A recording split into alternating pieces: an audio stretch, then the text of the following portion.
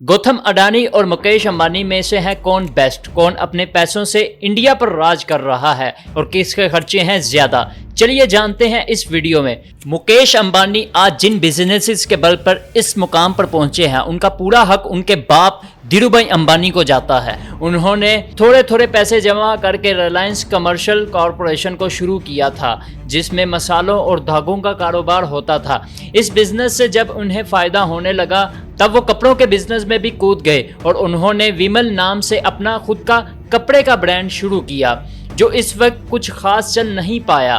विमल की शुरुआती नाकामी के बाद धीरूभाई अंबानी ने अपना दिमाग लगाया और विमल के स्टॉक्स को बेचना शुरू कर दिया, जिसके बाद उनकी कंपनी रिलायंस 70 करोड़ की हो गई। और जब 2002 में धीरूभाई अंबानी की मौत हुई तो इनकी ये कंपनी 70,000 करोड़ में पहुंच चुकी थी, जिसको आगे ले जाने का काम मुकेश अंबानी ने किया, जो आज खुद तो भारत के टॉप अमीरों में से ही हैं। साथ ही साथ उनकी कंपनी भी लाखों करोड़ों की है। मुकेश अंबानी को तो बिजनेसेस उनके बाप से विरासत में मिले थे, मगर गौतम अडानी के साथ ये बिल्कुल भी नहीं है, क्योंकि वो आज जिस मुकाम पर भी हैं वो अपने बलबूते पर हैं। एक वक्त था जब गौतम अडानी घर घर जाकर साइकिल से कपड़ा और साड़ियाँ बेचा करते थे।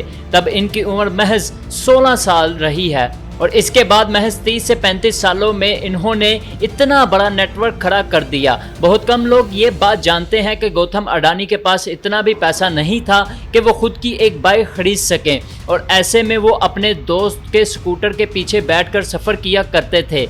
इस काम के दौरान एक दिन अडानी अपने घर से महज 10 रुपये लेकर मुंबई निकल आए और एक हीरा सेलर के यहाँ काम करने लग गए, मगर कुछ वक्त के बाद उनके भाई ने उन्हें वापस अहमदाबाद बुला लिया और प्लास्टिक फैक्ट्री में काम करने लगे। 1988 में उन्होंने अडानी इंटरप्राइजेज की शुरुआत रखी और इंपोर्ट एक्सपोर्ट का बिजनेस शुरू किया, और देखते ही देखते 1991 में उनके कारोबार को पंख लग गए। अडानी की शोहरत इतनी ज़्यादा बढ़ गई थी कि साल 1998 में उन्हें भत्ते के लिए किडनैप कर लिया गया था, मगर बाद में वो किसी तरह छूट गए और आज ports, green energy, real estate से अरबों छाप रहे हैं। कंपनीज गौतम अडानी और मुकेश अंबानी के बीच पर बने रहने की बैटल पिछले कई सालों से चली आ रही है, जिसमें कभी अडानी आगे हो जाते हैं तो कभी अंबानी। इनके बीच का ये खेल उनके दरमियान ऑन करी गई कंपनीज के बहुत से फायदे पर मुकर्रर करता है। इस वक्त में जहां मुकेश अंबानी 11 कंपनीज को ऑन करते हैं, तो वही गौतम अडानी 10 कंपनीज के मालिक हैं।